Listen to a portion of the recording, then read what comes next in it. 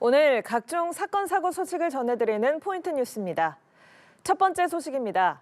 한 남성이 견본주택에 들렀다가 응대가 불만족스럽다며 직원의 차량에 불을 지르는 사건이 발생했습니다. 그런데 이 남성이 방화를 저지른 차량은 다른 직원의 소유인 것으로 드러났습니다. 하준 기자입니다. 모자를 쓴 남성이 주차된 차량을 이리저리 둘러봅니다. 잠시 후 비닐봉지를 차량 앞쪽 바닥에 두고는 불을 지르는데 비닐봉지에서 떨어져 나온 쓰레기를 발로 밀어넣기까지 합니다. 불길은 차량 앞쪽을 태운 뒤 푸른 화염을 일으키며 더욱 거세게 타오릅니다. 화재는 신고를 받고 출동한 소방에 의해 진압됐습니다. 다행히 인명피해는 없었지만 차량이 모두 불타 소방 추산 1억 원의 재산 피해가 발생했습니다. 펑펑 터지는 소리도 약간씩 들려가지고 저희가 조금 신속하게 출동을 하게 되었고, 이제 현장에 도착하니까 차량 앞범퍼 쪽으로 불길이 화염이 좀 많이 일어나는 상황이었거든요. 영상 속 남성은 50대 A씨로 인근의 견본주택을 들렀다가 직원의 응대가 마음에 들지 않는다는 이유로 방화를 저지른 것으로 파악됐습니다. 그런데 정작 불을 지른 차량은 다른 직원의 소유였던 것으로 드러났습니다. 그 차량이 아니거든요. 그러니까 모델하우스 전체에 대한 어떤 뭐 그런 어떤 불친절 그에 대한 그게 아닌가 싶어요. 남성은 방화 사실을 부인하는 것으로 전해지는 가운데 경찰은 일반 건조물 등 방화 혐의로 긴급 체포해 구속영장을 신청했습니다. 연합뉴스TV 하준입니다. 다음 소식입니다. 국산 담배 175만 갑을 해외로 보냈다가 다시 들여오며 세금을 빼돌리려던 밀수 조직이 적발됐습니다. 이들은 관세가 붙지 않는 반송 화물로 위장해 세관 단속을 피해왔는데요. 적발된 담배 시가만 70억 원이 넘습니다. 임혜준 기자입니다. 창고에 상자가 가득 쌓여 있습니다. 안에 든 건 생소와 신문지, A4 용지 등입니다. 모두 밀수 담배 대신 무게를 맞추기 위해 넣어둔 것들입니다. 세관 당국이 수출된 국산 담배를 다시 들여오며 단속을 피해온 밀수 범죄 조직을 적발했습니다. 총책과 통관책 등 주요 피의자 3명은 검찰에 구속 고발하였고 나머지 공범 3명은 불구속 고발하였습니다. 이들은 해외로 나가는 반송 화물이 일반 화물보다 통제가 느슨하고 관세가 부과되지 않는 점을 노렸습니다. 야간과 주말에 보세 운송 차량을 비밀 창고로 빼돌린 뒤 담배를 꺼내 국내에 유통했고 빈 상자에는 생소와 신문지, 종이를 넣어 무게를 맞춰 정상 반송 화물인 것처럼 위장했습니다. 적발된 담배의 시가만 73억 원에 달합니다.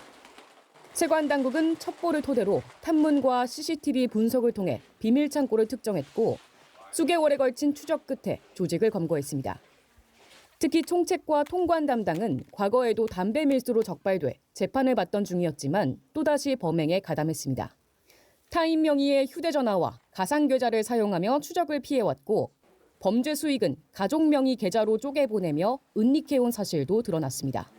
피의자들은 밀수를 통해 얻은 수익으로 고가 아파트에 거주하며 명품 구매는 물론 초고가 수입 차량을 몰며 초호화 생활을 이어온 것으로 확인되었습니다.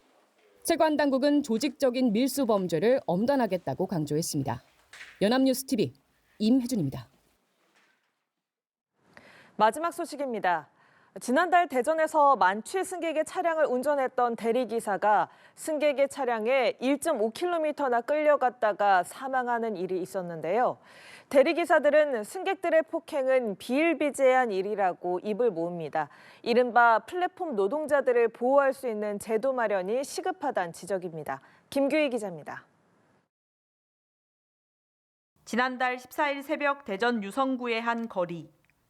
만취 승객의 차량을 운전했던 60대 대리기사가 승객에게 폭행당한 뒤 안전띠에 얽혀 1.5km나 끌려갔습니다. 대리기사는 크게 다쳐 병원으로 옮겨졌지만 결국 숨졌습니다. 동료 대리기사들은 이 같은 폭행과 언어폭력 등에 시달리는 일이 비일비재하다고 호소합니다.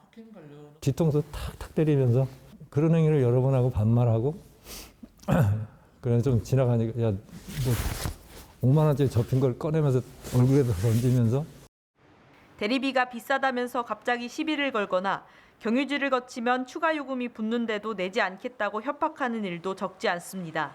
실제 대리기사 등 운전자 폭행은 지난해 전국에서 3,400여 건, 하루 평균 9.5건 넘게 발생했습니다. 승객 요청 콜을 취소하면 2회 누적 시 30분 동안 배차가 제한되고 벌금이 부과되는 등 페널티가 있어 이런 상황에서 벗어나기도 힘듭니다.